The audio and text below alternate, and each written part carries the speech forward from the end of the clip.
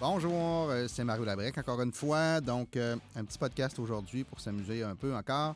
Il y a eu des petites annonces depuis quelques jours. Il y a quelques annonces de fête, mais on a notre monsieur Arruda qui a démissionné hier soir de ses fonctions.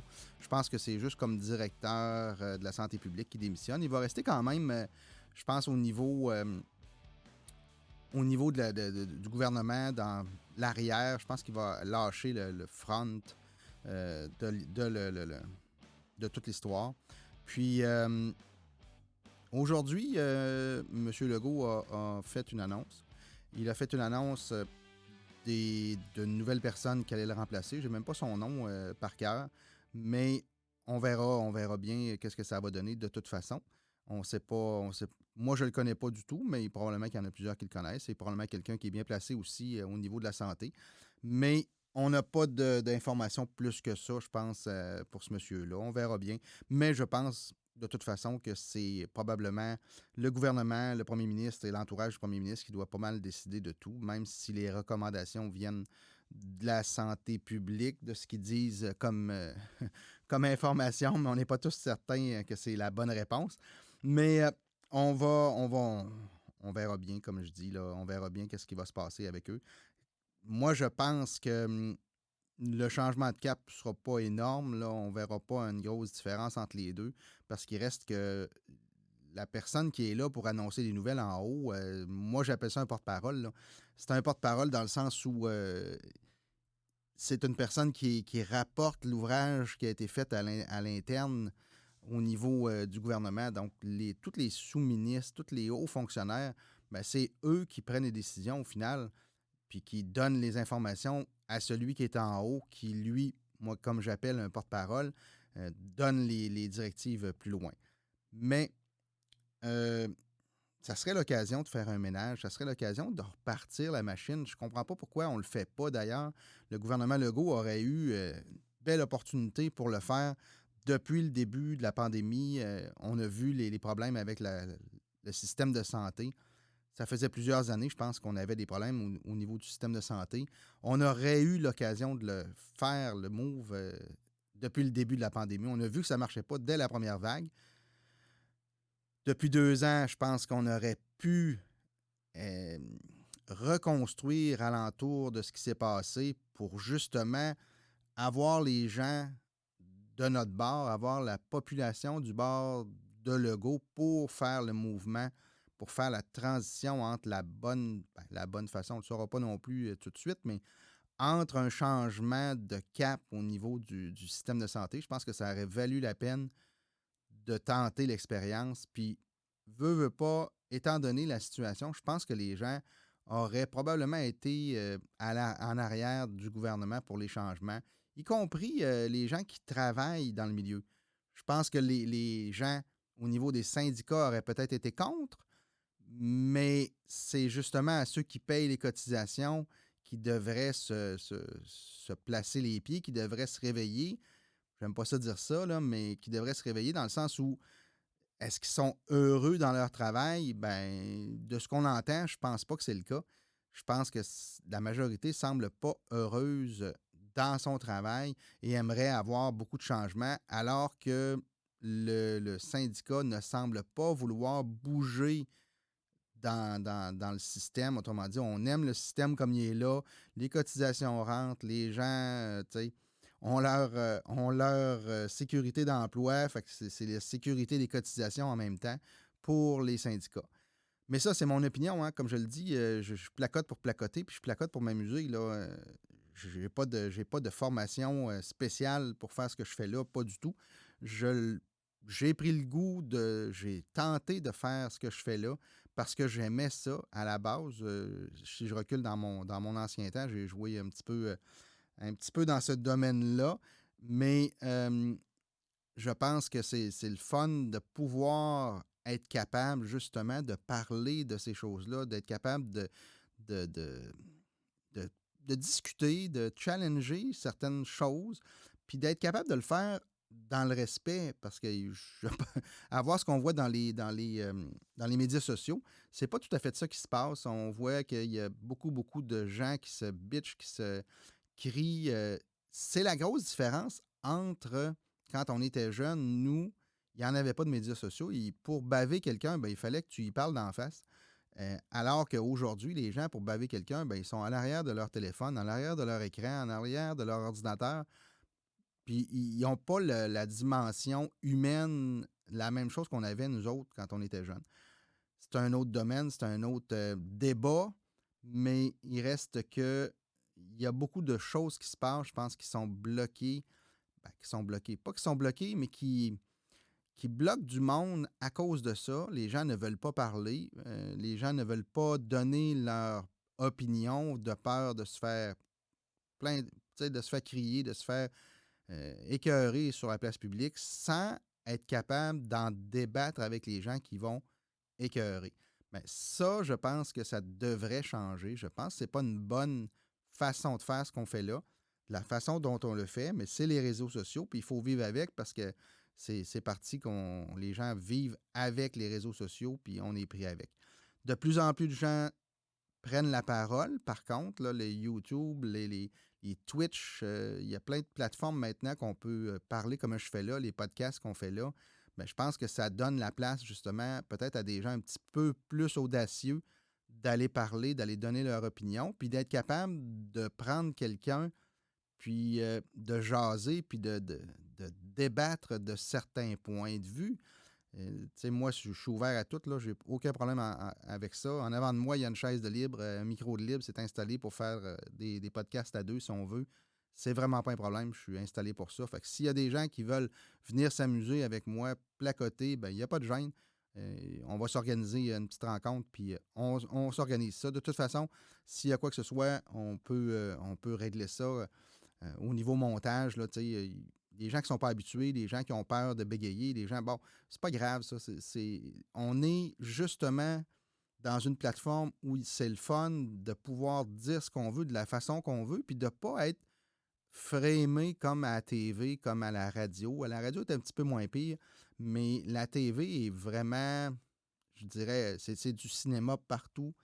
C'est complètement théâtre, tout ce qui se passe à la TV à peu près, il n'y a plus de contenu qui est laissé aller, puis tu sais, un show d'humour, tout est stagé, tout est écrit, les questions, les réponses. Je regarde des podcasts, justement, des émissions de radio, certains postes de radio, là, on voit des sketchs qui sont faits entre eux autres, puis on les voit vraiment, tu sais, l'ordinateur, l'écran est ouvert, puis la personne donne les répliques à l'autre. C'est tout écrit, c'est tout stagé. Ils partent tout à rire quand c'est le temps. Quand c'est marqué rire sur l'écran, je pense qu'ils partent à rire. Fait que ce côté-là est plate. Il n'y a plus de spontanéité. Il n'y a plus de spontanéité. Il n'y a plus de spontanéité comme c'était. Fait que vous voyez, si je le coupe au montage, ben, vous n'entendrez pas ce mot-là sortir tout croche de ma bouche. Mais je pense que je vais le laisser là justement pour montrer que c'est pas grave, c'est comme ça. Puis si j'avais été en face de vous, ben j'aurais probablement parlé de la même façon, j'aurais eu la même prononciation. Et tu sais, je pense que les gens veulent ça, veulent avoir du naturel maintenant, veulent avoir du vrai monde. Quand ils veulent se faire parler, ben, je pense qu'ils veulent avoir la vraie personne en avant d'eux autres et non un écran. Mais pour ce qui est des réseaux sociaux, moi, je pense que c'est là juste pour entertainer tout le monde, puis passer certaines frustrations à d'autres. Tu sais, c'est comme j'ai dit, les gens ne sont pas prêts à aller devant quelqu'un puis dire la même chose, là. C'est très rare que vous allez rencontrer du monde qui vont écrire sur un un média social, puis qui va être capable d'aller en pleine face puis répéter ce qu'il a écrit, puis de vivre avec la conséquence. Fait que c'est le petit bout que j'aime moins des réseaux sociaux. C'est pour ça aussi que je suis pas très actif sur les réseaux sociaux en général. Je m'amuse à regarder, à lire, à apprendre plein de choses, mais je ne suis pas quelqu'un qui va faire des commentaires ou qui va tu sais, poser des questions beaucoup là-dessus. J'aime mieux justement l'avenue du podcast. Pour moi, c'est une bonne chose parce que justement, ça me permet d'en parler directement. Je suis quelqu'un qui n'a pas trop de misère à parler. Les gens qui me connaissent vont le savoir. J'ai pas de misère à parler pendant longtemps, puis débattre à peu près de n'importe quoi, même si je ne suis pas un connaisseur. de quelque chose, c'est pas grave, tu sais, j'ai pris de l'information, j'en ai quand même général. Puis si je suis pas sûr de quelque chose, je suis capable de le dire. Tu sais, non, non, non, c'est pas ça. Ben, si normalement, quand je m'obstine, c'est probablement parce que j'ai de l'information que je suis pas mal certain que j'ai raison. Mais écoutez, tout ce débat, de toute façon, il y a plus rien qui tient dans le béton au niveau science non plus. Donc, je voulais parler de ça. Donc, Arruda qui a démissionné, Legault qui a présenté son nouveau aujourd'hui. On a parlé d'une taxe également qui serait peut-être établie pour les non-vaccinés. Donc, c'est rendu que le ministère du Revenu va communiquer probablement avec le ministère de la Santé pour avoir votre dossier médical et savoir si vous êtes vacciné. Je pense que c'est un pas, encore une fois, pour contrôler. À un moment donné, tous les ministères vont se joindre ensemble, puis il va y avoir une plateforme, puis tout le monde va savoir tout à l'intérieur. Donc, les gens qui travaillent au ministère du Revenu vont être capables d'avoir votre dossier médical de l'autre côté et vice-versa. Au médical, quand on va aller à l'hôpital, ils vont être capables de savoir comment on gagne dans la vie, tout simplement en entrant notre numéro, même pas notre nom, en rentrant notre numéro, notre date de naissance probablement, puis possiblement, s'ils peuvent avancer dans le progrès, possiblement avec la carte d'assurance maladie, il va y avoir une puce qui va leur donner accès à toutes ces informations-là. Je ne sais pas comment les gens vont réagir au final. Je ne sais pas comment les gens vont laisser aller les choses comme ça. C'est bizarre que les gens ne se lèvent pas, ne disent rien, sont à la maison, tranquilles, tout seuls, puis ça ne bouge pas. Ils acceptent tout ce que le gouvernement dit. Comme je vous dis, la taxe pour les personnes non vaccinées. OK, bon, ils vont dire que c'est parce que les non-vaccinés occupent plus l'hôpital que les vaccinés. Est-ce qu'on fait des taxes pour les gens qui fument? Est-ce qu'on fait des taxes pour les gens qui boivent? Est-ce qu'on fait des taxes pour les gens qui font exprès pour se couper un bras? Euh, Tu sais, il y a plein, plein, plein de situations là, que si on les compare, on devrait faire des taxes pour tout ce monde-là également. Pourquoi les gens n'en parleront pas? Pourquoi les gens ne se lèveront pas? Je ne le sais pas. Mais moi, je pense que c'est dommage, mais les gens ont une liberté, on va dire une semi-liberté présentement, mais normalement, on a une liberté pour justement être capable de dire Hey, wow, c'est trop, ça marche pas, ça. Il y a plein de pays que les gens se révoltent. Là. Tu sais, je ne veux pas dire qu'ici, ça serait la solution, là. C'est pas ça du tout. Mais il y a plein de pays que les gens vont marcher dans la rue, vont se lever, puis vont dire Hey, là, wow, c'est pas comme ça que ça marche. Nous, dans un sens, on a une certaine liberté cette année parce qu'il va y avoir des élections à l'automne. Fait que les gens qui vont vouloir protester, ben, vont probablement voter pour quelqu'un d'autre qui va probablement promettre d'enlever toutes ces affaires-là qui vont avoir été mises. Euh, je ne sais pas, j'ai hâte de voir qu'est-ce qui va se passer à l'automne, parce que les élections vont être à l'automne. J'ai hâte de voir qu'est-ce que les gens vont en penser. Est-ce que les gens vont se laisser endormir, puis ils vont complètement oublier ce qui se passe présentement?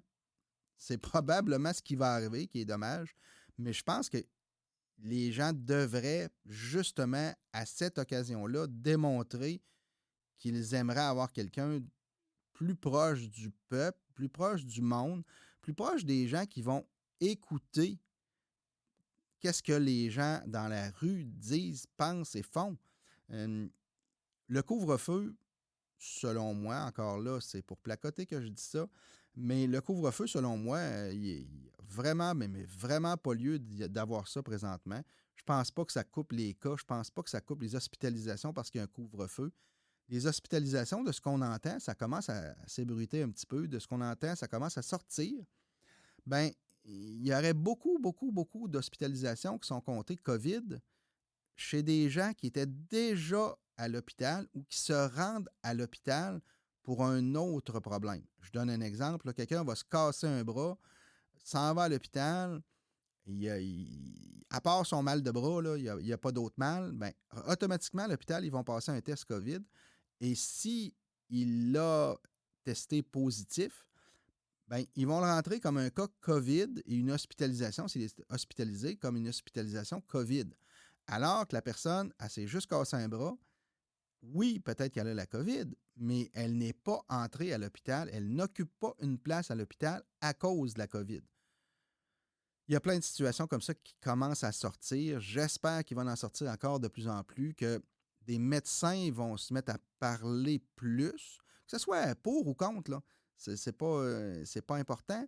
Ce qui est important, ça serait d'avoir l'opinion de ce monde-là, de savoir qu'est-ce que eux sur le terrain en pensent, et non ceux qui sont à la télévision, qui sont payés par la télévision, et qui la télévision est payée par le gouvernement. Fait que vous comprenez que l'argent, elle vient du gouvernement pour à peu près tous les médias qui sont là présentement, qui parlent, qui écrivent et qui ont des émissions à la TV. Et l'argent vient du gouvernement.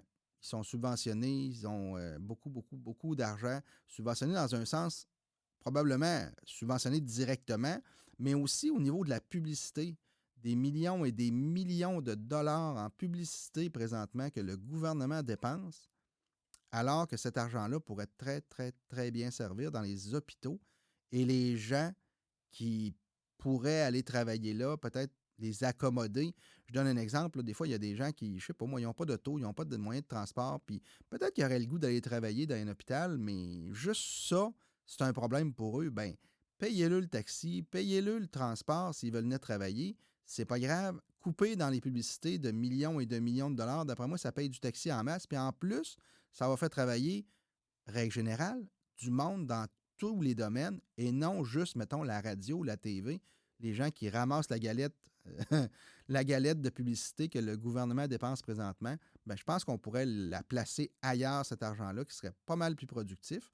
J'ai vu tantôt l'Ontario qui va introduire des gens de l'extérieur qui sont qualifiés comme infirmiers, infirmières.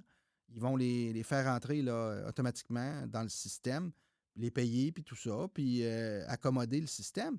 Ils en ont besoin. On est dans le besoin. Donc, s'il y a un infirmier, une infirmière qui vient d'un autre pays, si elle est qualifiée, ils ont juste à y passer un examen directement avant de donner les clés de l'hôpital pour rentrer.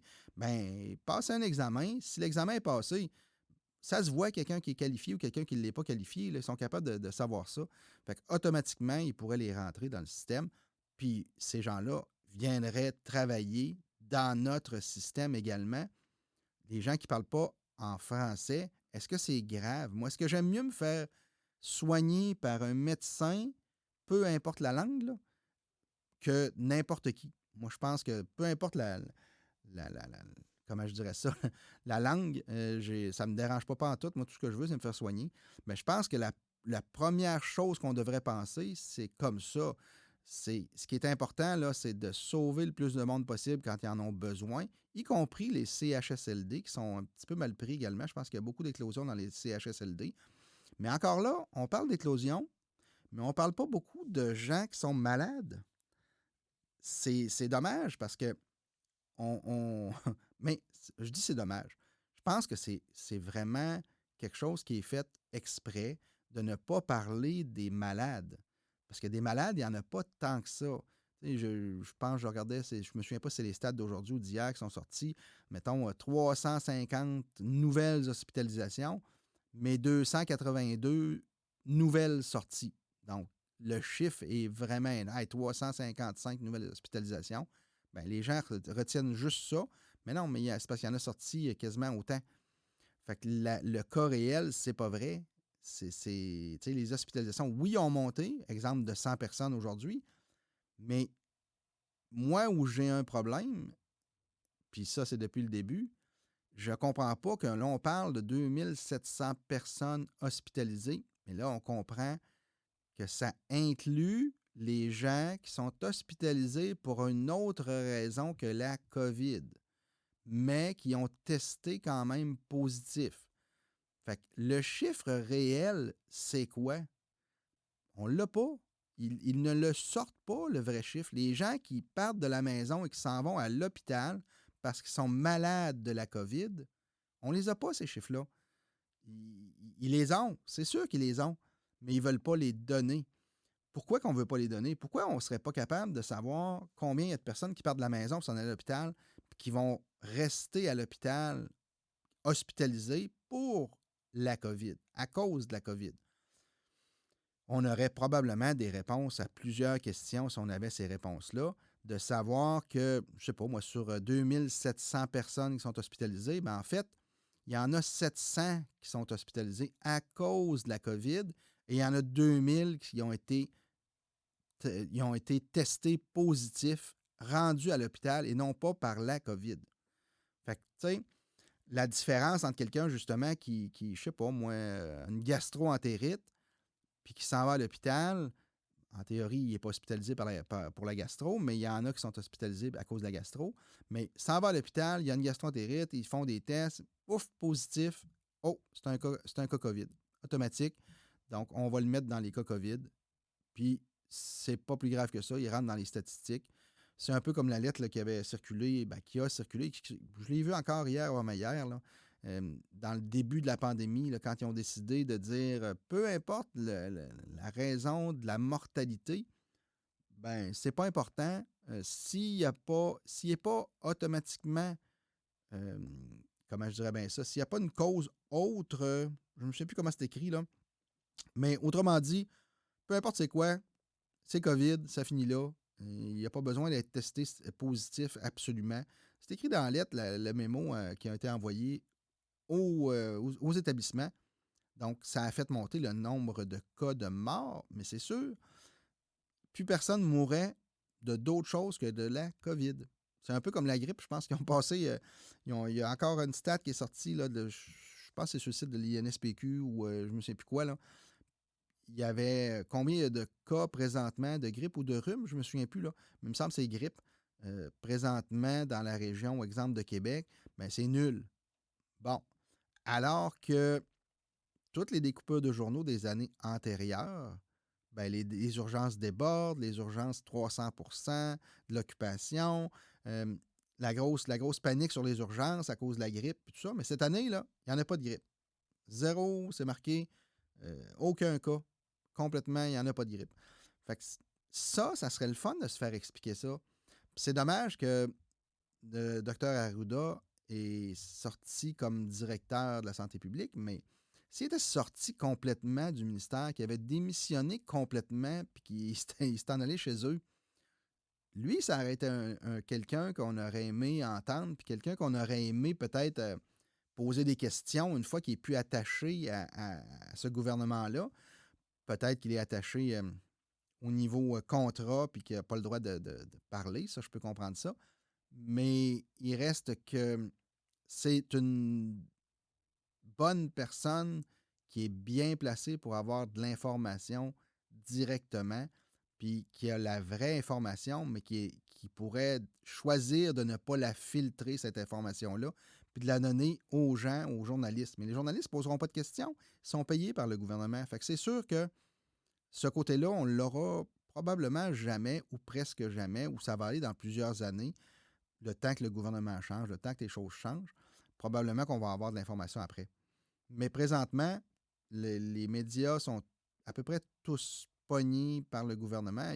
Dans le fond, il y a un média présentement qui n'est pas payé, qui n'est pas subventionné, entre parenthèses, par le gouvernement. Je pense qu'il y a juste Choix FM, là, Radio X à Québec, qui s'est fait enlever la publicité du gouvernement. Donc, il n'y a plus de publicité de gouvernement depuis presque le début de la pandémie, là, je pense. Fait que c'est ça, ces gens-là, autrement dit, ne vivent pas des subventions et des publicités payées par le gouvernement qui font vivre la station ou qui font vivre le média en tant que tel. Fait que ces gens-là vivent de d'autres choses, de gens qui font de la pub dans leur station. Ben ça permet à ces gens-là d'être justement peut-être un peu plus à part puis d'être capable de questionner. Par contre, la machine est complètement contre eux parce que justement, il y a juste un média qui est à part. Fait que c'est sûr que toutes les autres ont décidé de dire que c'est des niaiseux, que c'est tout ce que vous voudrez, parce qu'ils posent des questions, parce que peut-être qu'ils ont d'autres croyances à certains niveaux. Mais il reste que je trouve dommage qu'on ne soit pas capable de justement connaître l'opinion, connaître les vrais faits, connaître, tu sais, comme je viens de dire, les personnes qui sont à l'hôpital, est-ce que c'est des vraies personnes qui sont vraiment pas atteintes de la COVID? Ça, on n'a pas de doute, le test est sorti positif, bon, c'est correct. Mais est-ce qu'ils sont à l'hôpital à cause de la COVID? Il paraîtrait que non. Il y en a beaucoup, beaucoup, beaucoup que c'est pas le cas. On les compte parmi les COVID, mais c'est pas le cas. Donc, la fameuse taxe, je reviens un petit peu là-dessus. Ils vont imposer supposément une taxe santé aux gens non vaccinés.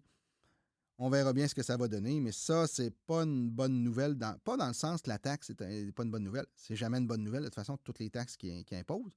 Mais la mauvaise nouvelle, c'est qu'ils vont mélanger l'information de ministère en ministère. Vous allez me dire, ben oui, il était capable quand même avant d'avoir de l'information. Oui, oui, mais il faut que la personne fasse vraiment une demande spéciale, spécifique pour un nom en particulier. C'est pas instantané. Il y a vraiment, selon moi, là, il y a vraiment pas mal plus un suivi. Quelqu'un qui fait la demande d'un dossier médical, exemple au ministère du Revenu, ben on sait c'est qui l'a fait la demande, on sait pourquoi qu'elle l'a fait, toute l'information est là. Tandis que si on met ça vase communicant partout, ben tout le monde va pouvoir demander de l'information sur tout le monde, puis faire ce qu'il veut avec après, parce que de où ça vient, oui, ils vont rentrer leur numéro d'employé, oui, on va être capable de retracer, mais en fait, l'information, elle peut venir du médecin. L'information, elle peut venir de n'importe où, à peu près ailleurs, d'une personne qui connaît bien cette personne-là, mais il reste qu'on vient justement se faire sauter une barrière entre les ministères. Puis si on fait ça dans un programme, ben, je pense qu'on va le faire à peu près partout. Puis c'est peut-être pas une bonne chose pour les gens que tout le monde se parle puis que tout le monde échange l'information au niveau du gouvernement sans, pas sans restriction, mais presque sans restriction. C'était le cas à l'époque où il y avait les dossiers, quand on a un dossier criminel, la police avant, ou à peu près n'importe qui. Moi, je me souviens, là, quand j'avais des clients qui étaient peut-être un peu plus difficiles, ou j'avais de la misère, ou je voulais savoir un petit peu avant de financer quelqu'un, j'appelais quelqu'un qui était dans la police, ou quelqu'un qui était bien connecté. Puis cette personne-là allait voir le dossier criminel, allait voir les informations de cette personne-là, puis était capable de me donner un feedback pour dire: Hey, touche pas à ça, fais attention. Bon, ben, avant, c'était le cas. Avant, il n'y avait même pas besoin de rentrer leur numéro de badge ou d'employé, ou appelez ça comme vous voudrez, là. Il n'y avait pas besoin de s'identifier pour demander de l'information. Donc, tout le monde pouvait prendre l'information de tout le monde. Hey, à un moment donné, ça a fait scandale. Ils ont coupé ça. Maintenant, les employés et les policiers doivent s'identifier pour demander de l'information, exemple sur moi. Donc, on a une trace, on sait c'est qui l'a demandé. Pourquoi il l'a demandé? Normalement, il faut que ce soit écrit. Fait que c'est vraiment fermé ce milieu-là depuis ce temps-là. Et là, on veut ouvrir d'autres d'autres portes à l'intérieur des ministères pour justement donner l'information d'un bord et de l'autre pour s'échanger l'information. Puis après ça, être capable de charger une taxe à ceux qui ne sont pas vaccinés. OK, fine. Si on charge les non-vaccinés, pourquoi ne pas charger les autres qui présentent des cas problématiques pour les hôpitaux? Ce que j'ai parlé tantôt, là, ceux qui boivent, ceux qui fument. On sait tous que ça n'améliore pas la santé, ça l'empire. Et ça fait en sorte que possiblement que vous allez utiliser un lit d'hôpital à un moment donné à cause de ça. Donc, si c'est ça, on les taxe eux aussi, tout simplement. C'est mon opinion. Puis, comme j'ai dit, elle peut changer demain aussi, parce que dépendant de ce qui va sortir, dépendant des informations, ben, ça peut me faire changer d'opinion. Puis, mais présentement, aujourd'hui, c'est mon opinion, tout simplement. Un autre petit point que je voulais placoter un peu. Moi, ceux qui me connaissent le savent, j'ai 5 enfants. 5 enfants de 4 ans présentement à 13 ans. Donc, l'école à la maison, ben, ça me touche un peu. Ça me touche un peu dans le sens où j'en ai 4 qui vont à l'école. J'en ai un qui va à la garderie. Et ceux qui vont à l'école, ben, ils ont commencé hier. Un a commencé hier, les autres ont commencé aujourd'hui à faire l'école à la maison en Zoom et en Google Meet, je pense qu'ils appellent. Dépendant des écoles, là, ils ont changé les systèmes, en tout cas. Et ce matin, ben, c'était justement la course à comment ça fonctionne. Est-ce que le son marche pas, le micro marche pas? Ah, j'ai pas d'image, l'autre n'a pas d'image. Fait qu'ils ont passé l'avant-midi, je pense, à faire juste ça aujourd'hui, à régler ces problèmes-là. parce qu'il y en a qui n'ont pas d'appareil non plus. Je pense qu'il avait envoyé un petit mémo. Il était prêt à passer des appareils. Je pense qu'il était capable de passer des appareils aux enfants qui avaient pas d'appareil, justement, pour être capable de faire l'école à la maison. Mais tout ça pour vous dire que nous, on a passé l'avant-midi à régler ces problèmes-là aujourd'hui. Après-midi, ça a été pas si pire. Mais il reste que il faut rester à la maison avec les enfants pour l'école à la maison. Donc, on ne peut pas faire notre travail régulier. Et oui, vous allez dire, ben, tu peux travailler de la maison. Oui, il y a des choses que je peux faire de la maison, exactement. Mais il y a plein de choses que normalement, on ferait au bureau.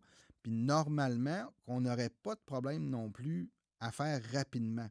Tandis que là, on les fait, on se fait couper, ça ne marche plus, le signal n'est plus bon, il n'y a plus d'image, il n'y a plus de son, peu importe. Donc, imaginez, on en a 4 comme ça, nous autres, aujourd'hui, qui faisaient l'école à la maison de cette façon-là, à distance, avec les professeurs qui, eux aussi, ont certaines connaissances, mais ils ne sont pas ultra connaisseurs des systèmes non plus. Même s'ils en ont utilisé l'année passée, ben là, on recommence cette année et c'est problématique. L'école à la maison, ça devient problématique. Vraiment, mais vraiment pour tout le monde. Imaginez, moi, j'ai un métier qui me permet de faire ça. Ma conjointe aussi.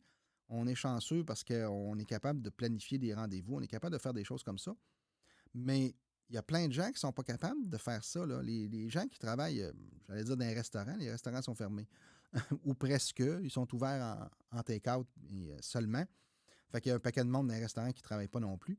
Mais ceux qui travaillent, ils sont comme bloqués dans le processus. Fait qu'il faut qu'il y en ait un des deux parents qui demeure disponible. Ou vous allez me dire un grand-parent, Oui, mais imaginez, oui, oui, 2 semaines, c'est correct. Une semaine, c'est correct. Là, ça peut s'accommoder. Là. Mais j'espère qu'ils vont retourner à l'école je pense que c'était le 17, là, qui vont faire le retour à l'école. Normalement, si ça ne change pas d'ici là. Encore là, on ne le sait pas. On va le savoir le 14 ou le 15. Probablement qu'il va étirer ou non l'école à la maison. Mais je pense que même les enseignants veulent le retour des enfants à l'école. Je pense que c'est. J'ai vu encore un mémo, je me souviens pas, un paquet de médecins qui ont signé un genre de déclaration là, qui disait de absolument pas repousser l'école après le 17, de faire la rentrée comme c'est prévu le 17 janvier prochain. Parce que c'est problématique pour les enfants. Oui, c'est problématique pour les parents, mais pour les enfants aussi, c'est pas la même chose d'être devant un écran. Non, non, non. C'est vraiment. On le voit, nous autres, avec les enfants, c'est pas pareil. Ça n'a pas la même portée. On est chanceux. Nous autres, les enfants vont bien à l'école, puis on n'a pas trop de misère. Mais imaginez ceux qui ont plus de misère à l'école, comment ils doivent dealer avec ça, comment est-ce qu'ils lèvent le doigt pour poser des questions à l'écran, parce que tout le monde va les voir à l'écran, va pouvoir rire d'eux autres si jamais il y a une question niaiseuse. Bien, il y a des jeunes probablement qui se la ferment, puis qui font semblant de comprendre alors qu'ils ne comprennent rien, puis qui devraient avoir de l'aide justement pour comprendre un petit peu plus. J'ai mon autre qui est à la garderie.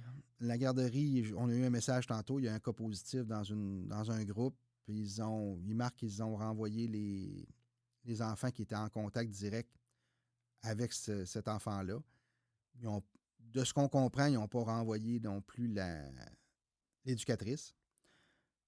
Fait qu'on ne sait pas, tu sais, nous autres, celui qui est à la garderie, ben, il n'est pas dans ce groupe-là, il est dans un autre groupe, mais est-ce qu'il est en contact, pas en contact? Parce que les groupes, là, dans la journée, ils sont séparés, mais une fois rendus plus tard dans la journée, où il y a plusieurs enfants qui sont plus partis, qui sont plus à la garderie, ben, ils vont mettre les groupes ensemble. Ils réunissent les enfants, ils échangent de groupes, puis bon.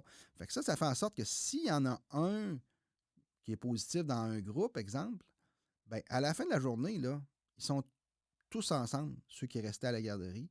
Ils ont mis les groupes tout ensemble dans un local, un plus grand local, tout simplement, pour le temps que les gens viennent les chercher, le temps que les parents viennent rechercher leurs enfants, y compris nous autres, là, nous autres, on va les chercher.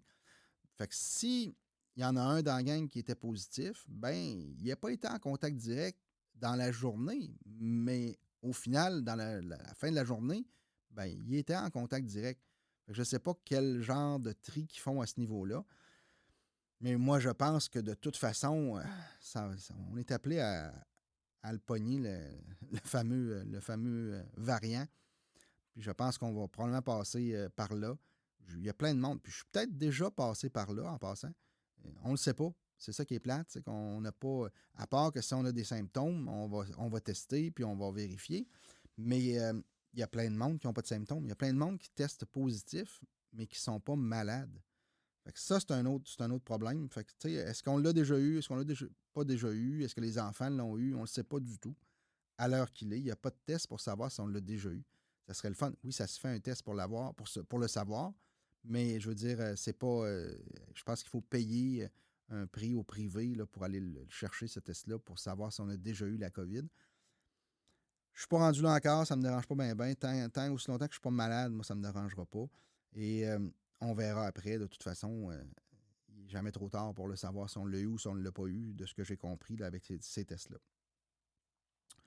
Fait que le travail à la maison, il est affecté par l'école, il est affecté par la garderie, il est affecté par tout.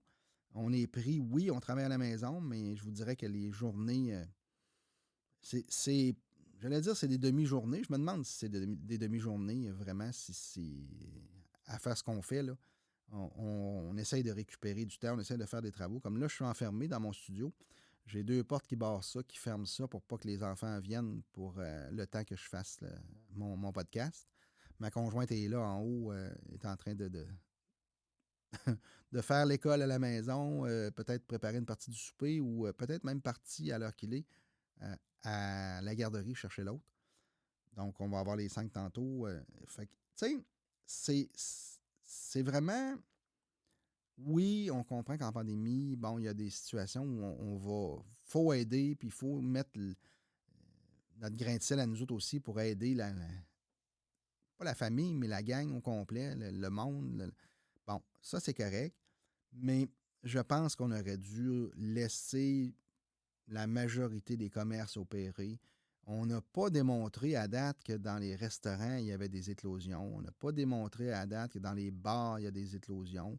Les gens, ah oui, au début, il y a eu des affaires, là, mais là, les gens font attention, règle générale. Oui, il y en a qui font pas attention. Bon, le vol d'avion là, qui s'est en allé au Mexique avec des influenceurs à l'intérieur, on voit le party. Bon, hier, il y en a un qui est sorti, c'est drôle, il y en a un qui est sorti qui dit ben même les gens de Sunwing faisaient le party avec nous autres. Il y aurait des vidéos d'enregistrées avec des employés de Sunwing qui faisaient des toasts. Un toast, des shots, puis des choses comme ça avec les gens qui étaient dans l'avion. Fait que ça aussi, ça va sortir, là. Je veux dire, les gens, les influenceurs en question, ils se laisseront pas piler ses pieds s'ils ont des vidéos qui montrent ça. C'est clair, là. Ils vont aller plus loin, puis ils vont, ils vont démontrer qu'il n'y avait pas juste eux autres qui faisaient le party, là. Il y avait aussi les employés. Mais ça, il y a une personne qui est sortie à date pour dire ça. Est-ce que ça va sortir officiellement? On verra bien.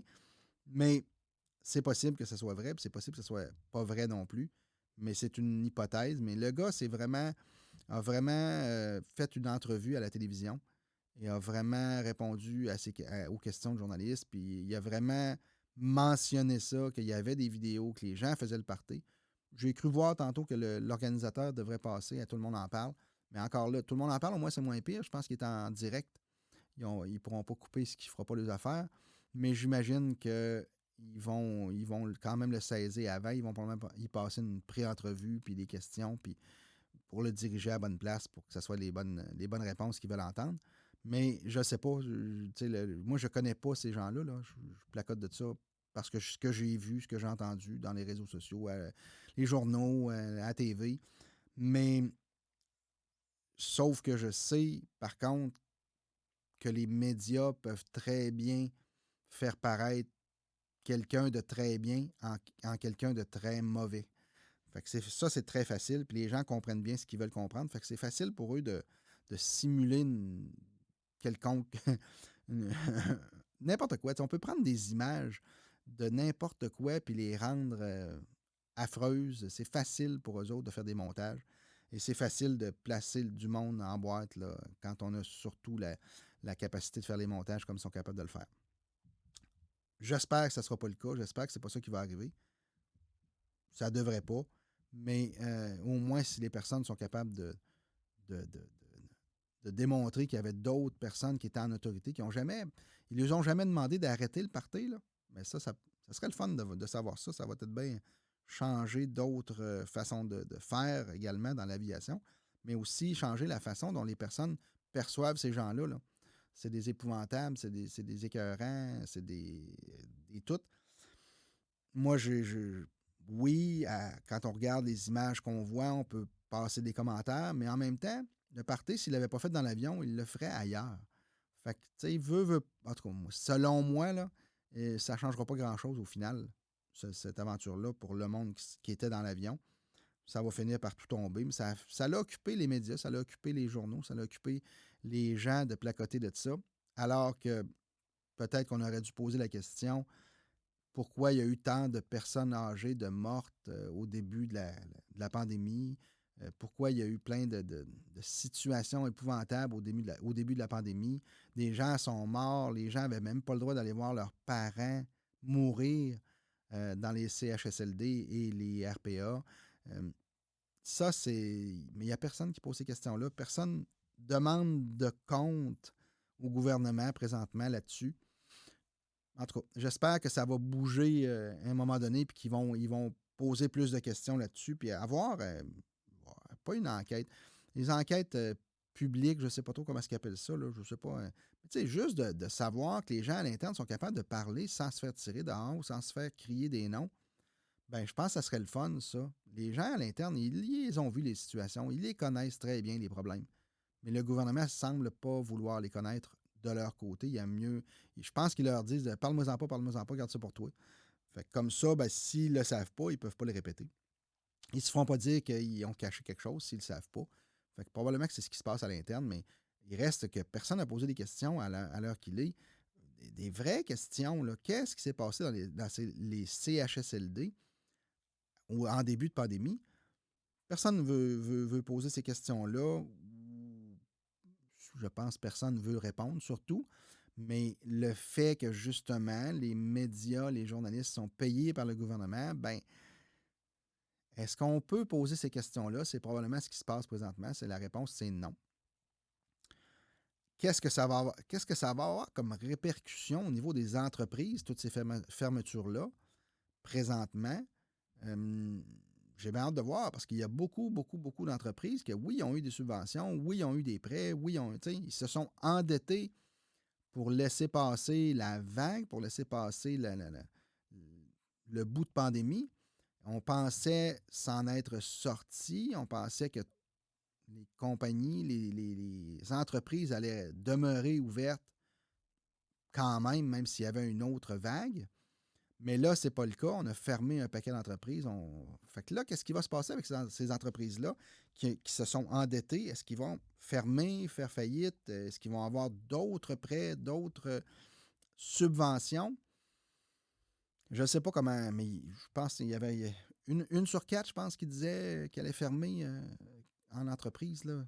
J'ai vu ça hier ou avant-hier. Il me semble que c'est une sur quatre minimum qui allait fermer, même si ce n'est pas plus, là, dans les prochains mois, la prochaine année, dans les entreprises. Fait que c'est sûr que pour connaître quelqu'un qui est au niveau insolvabilité, le syndic, là, moi, ce que j'ai eu comme information, c'est que quand les subventions vont terminer, il y a beaucoup, beaucoup, beaucoup de dossiers de faillite qui vont rentrer dans ces bureaux-là. Puis, les compagnies ne seront pas capables de se replacer. Quand comment je dirais bien ça, quand les banques, quand les prêteurs vont poser des questions, vont demander les états financiers, parce qu'au bout d'un an, là, on a l'année qui est tournée complète. Fait que là, normalement, beaucoup, beaucoup d'entreprises ont jusqu'au mois de mars pour finaliser leur état financier, leur fin d'année. Puis après ça, remettre les états financiers aux prêteurs. Et là, à ce qui paraît, c'est probablement là qu'on va avoir des compagnies qui vont être en problème, puis qui vont probablement tirer la plug, parce que ces gens-là vont devoir rembourser des prêts, des marges de crédit que le gouvernement va avoir, pas que le gouvernement, c'est-à-dire, mais que les prêteurs vont avoir octroyé à ces personnes-là, pour X raisons, là, des vieux prêts ou des nouveaux, là, peu importe. Mais là, la situation va faire que le chiffre d'affaires va avoir baissé. Il y a un paquet de choses qui vont avoir changé. Ils ne se qualifieront plus pour ce prêt-là et la banque ou la caisse va rappeler le prêt, va rappeler la marge, tout simplement. Ils vont demander de se faire payer. 30 jours pour me payer, puis ça finit là. Et là, c'est là que les gens n'auront pas l'argent. C'est là que les compagnies vont devoir aller porter les clés, aller donner leur bilan qu'on appelle au syndic pour finaliser une faillite. C'est probablement ce qui va se passer dans plusieurs cas. Dommage. Plusieurs employés vont perdre leur emploi. Euh, c'est sûr que, bon, il y en manque des employés, ça va en libérer pour d'autres emplois. Mais il reste qu'il y a beaucoup d'entrepreneurs là, qui ont mis leur chemise là-dedans, qui ont mis leur maison, qui ont mis tout ce qu'il y avait pour s'en sortir, pour arriver à finaliser à un moment donné. Puis là, si ça ne finalise pas, si on n'est pas capable de sortir de là, puis qu'on n'est pas capable d'aller plus loin, ben, ils vont tout perdre. Ils vont tout perdre. Donc, ils vont perdre la maison, ils vont perdre l'auto, ils vont être obligés de recommencer leur vie quasiment à zéro parce que le gouvernement aura fermé ces commerces-là, aura fermé le marché, aura fermé les possibilités pour ces entrepreneurs-là. Alors que les paiements n'ont pas arrêté, eux autres. Les paiements ont continué. Les banques, oui, ils ont probablement laissé un peu plus de lousse là, sur certaines choses. Mais comme je dis, ben, comme on m'a dit, c'est vraiment à la fin de l'année fiscale que là, ils vont probablement faire des, des, des, des coupes sur les prêts puis ramener des marges de crédit. Fait que là, les entreprises vont être en problème. C'est probablement là qu'il va se faire beaucoup, beaucoup de dossiers de faillite. Dans les statistiques de faillite, je pense que ça a coupé de 30 ou 40 des dossiers de faillite depuis le début de la pandémie. Il y en a presque, en tout cas, il y en a beaucoup, beaucoup, beaucoup moins qu'il y en avait avant la pandémie. Puis justement, ben, c'est parce qu'à cause des subventions, à cause des montants que les gouvernements donnent, les avantages que les gouvernements donnent aux PME en général, ben, ça fait en sorte que ça étire l'élastique. Mais quand ils vont arrêter ça et quand l'année fiscale va se fermer, ben là, les banques vont tirer sa plug, comme j'ai dit, et vont ramener les marges de crédit et les prêts probablement. Vont être beaucoup moins lousses aussi. Des fois, il y a des fonds de roulement que les gens vont avoir besoin et ils ne seront pas capables de l'avoir.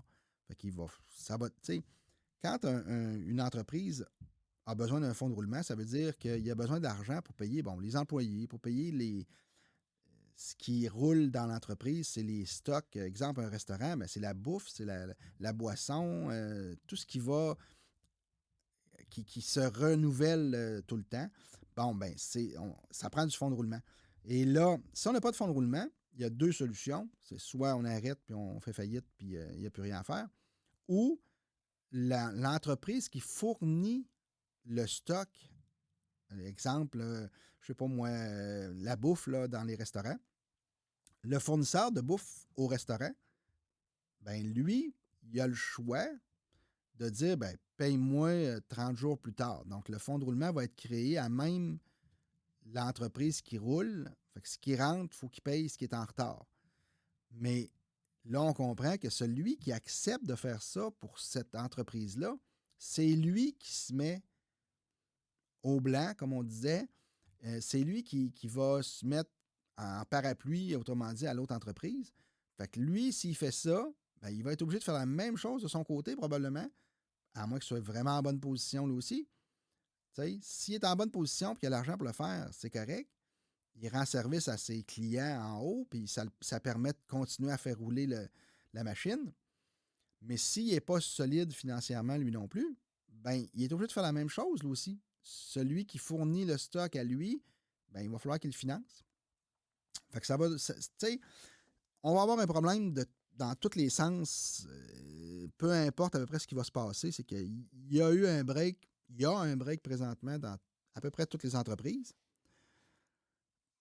Tu sais, même moi, là, je travaille, je suis courtier immobilier, puis les cas de maison, les contrats de maison en vente, ben nous, l'année passée, quand ça a commencé, la pandémie, là, ça va faire 2 ans, là, mais quand ça a commencé, les gens paniquaient un peu, les courtiers paniquaient un peu. Mais en fait, moi, je disais, c'est pas cette année qu'on va avoir des problèmes, ça va être l'année prochaine. Parce que là, on a le roulement, on a l'inventaire, on a tout ce qu'on a besoin. Si on a le droit de vendre des maisons, si on a le droit de faire visiter des maisons, je pense qu'on n'aura pas de problème.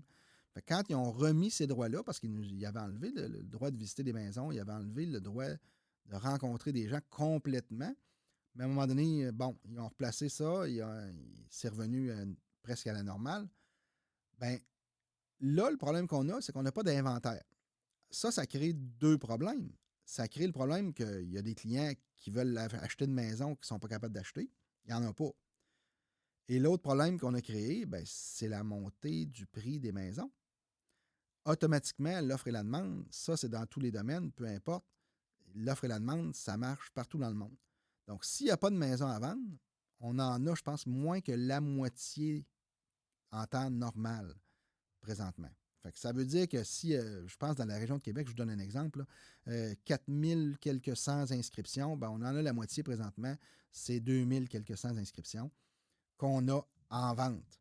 Fait que ça crée une rareté, ça fait monter les prix automatiquement. Ça, c'est. Fait que là, tu sais, on a eu plein de reportages sur la difficulté d'avoir des maisons. Les gens doivent payer 50 000, 75 000, 100 000 de plus cher pour avoir une maison.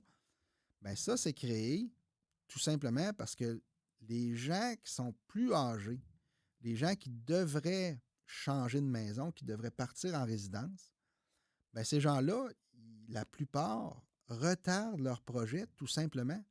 Ils ne veulent pas vendre, ils ne veulent pas quitter leur maison pour s'en aller en CHSLD ou en résidence privée.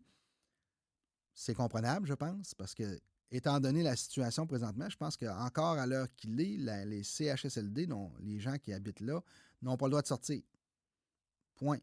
Les RPA, certains RPA qui sont, je pense, en zone rouge, n'ont pas le droit de visite ni de personne qui sort. Mais les RPA standards ont le droit de sortir, mais je pense que c'est pas très bien vu quand les gens sortent. Fait que ça fait en sorte que les personnes âgées ne sont pas intéressées de vendre leur maison. Et c'est ces maisons-là qu'on a besoin pour remettre sur le marché, pour remonter l'inventaire et essayer de stabiliser les prix. C'est simple, simple, simple. Présentement, les personnes âgées ne vendent pas leur maison. Ils ne veulent pas s'en aller à CHSLD, ils ne veulent pas s'en aller à RPA. Puis c'est comprenable, comme j'ai dit, mais c'est ça qui fait que les maisons augmentent, le prix des maisons augmente et l'inventaire baisse. C'est le roulement de ces maisons-là qu'on n'a pas présentement. Je ne sais pas si ça va changer, je ne sais pas si ça va se corriger, comment ça va faire, puis quand ça va revenir, quand les gens vont reprendre confiance, est-ce que ça va revenir tout d'un coup ou bien si ça va revenir petit à petit? Les gens vont vouloir étirer la sauce. Il y en a qui vont être plus braves, vont partir tout de suite, vont mettre leur maison en vente, puis ils vont s'en aller en résidence. Mais d'autres vont être encore peureux, puis ils vont garder leur maison jusqu'à la dernière seconde. Fait que probablement que ça va revenir, mais bien, bien, bien lentement. Fait que la continuité de voir les prix monter, je pense qu'on va l'avoir encore pour un petit bout. Peut-être qu'elle va se stagner un peu, là, mais elle ne baissera pas, ça c'est certain. Les dernières stats, je pense hier ou avant-hier que j'ai vu, ça a augmenté de 15 la valeur des maisons présentement. Les condos ont peut-être baissé un petit peu, je ne suis pas certain, là. Je ne me souviens pas exactement, mais je sais que le résidentiel unifamilial a monté de 15 de la valeur. Hey, 15 de la valeur, c'est de l'argent, là. Si vous prenez quelque chose de 300 000, 400 000, sur 400 000, c'est 60 000. Donc, tout seul, à l'intérieur d'un an et demi, la maison a pris 60 000 de valeur marchande, pas aux taxes. Fait que là, le marché étant ce qu'il est, ben, d'ici quelques années, c'est vos taxes qui vont augmenter. Les taxes municipales, les valeurs vont augmenter parce que les valeurs des maisons vendues vont avoir augmenté. Ben, la taxe municipale et la taxe scolaire vont coûter plus cher automatiquement parce que le rôle d'évaluation va augmenter. Donc, si vous aviez une maison qui était évaluée à 300 000, ben, d'ici quelques années, là, c'est dépendant des rôles, des endroits, là, mais 2 ans, 3 ans maximum, ben, elle ne sera plus à 300 000, elle, elle va être 15 plus haute, automatiquement, votre évaluation. Tu sais, vous allez vous ramasser 345 000 d'évaluation. Et là, la première année, d'habitude, ils baissent le taux de taxation pour pas que ça paraisse trop. Ils vont remonter le taux de taxation à l'intérieur de 2-3 ans. Fait que vous allez vous ramasser encore avec un 300, 500, 600, 800 000 de plus dans vos taxes municipales et scolaires à payer parce que le marché immobilier est, j'allais dire, est jamais. Est jamais. On peut dire ça comme ça. Est jamais, tout simplement parce que les personnes âgées ne veulent pas vendre leur maison pour ne pas s'en aller dans les résidences. C'est comme j'ai dit encore, c'est mon opinion. Je m'amuse à faire ce que je fais là, puis j'aime ça. J'aimerais ça avoir des commentaires, j'aimerais ça avoir des informations. Si jamais vous avez des questions, vous aimeriez venir parler avec moi, soit ça peut être aussi en live, là. J'ai aucun problème avec ça. Je pense que je devrais être en mesure de synchroniser tout ça. J'ai fait quelques expériences dans les derniers jours. J'ai l'équipement pour le faire, mais disons que je n'ai pas encore fait de live directement, mais je suis prêt à tenter l'expérience. Fait que si vous avez des questions et vous voulez vous amuser là-dedans avec moi, parce que comme j'ai dit, là, c'est pas une affaire à être très sérieux puis à prendre au pied de la lettre, là. On est là pour s'amuser, changer le mal de place, changer la façon de voir, puis poser des questions, puis essayer de comprendre un peu plus d'affaires. Moi, je pense que c'est plus ça, euh, ma façon de voir les choses quand je fais des podcasts. C'est peut-être de piquer, d'aller poser des questions, puis à un moment donné, faire réagir des gens, avoir de l'information qu'on ne devrait pas avoir normalement, des gens qui sont bien placés, qui en connaissent un peu plus que nous autres dans le domaine, qui sont capables de nous donner l'information, soit que ce soit confidentiel ou non. Là, moi, je suis capable de respecter ça, j'ai aucun problème avec ça. Puis, c'est le fun d'être capable de débattre en étant respectueux de tout le monde. C'est pas plus grave que ça. Donc, je vous laisse avec ça. Je vais probablement revenir faire un autre petit podcast dans les prochains jours. Je vais m'amuser aussi. J'ai d'autres choses à faire. Là. J'ai pris une petite heure pour faire ça. Il faut que je place ça, faire le montage. J'en ai encore pour un petit bout avant que ce soit directement mis en onde. Mais je suis disponible à peu près sur toutes les plateformes. Si vous regardez Spotify, Google, Apple, je suis à peu près partout dans les plateformes. Donc, si vous pitonnez, vous allez me trouver facilement. Sur le YouTube également, vous allez me trouver. J'essaye de mettre les podcasts en vidéo sur YouTube. Donc, j'ai une caméra qui tourne, puis je mets ça directement sur le podcast, sur le canal de YouTube régulier que j'ai, qui est même personnel, celui-là. Là. J'en ai un professionnel, mais j'en ai un personnel. Donc, ces podcasts-là d'opinion sont vraiment sur le mien personnel.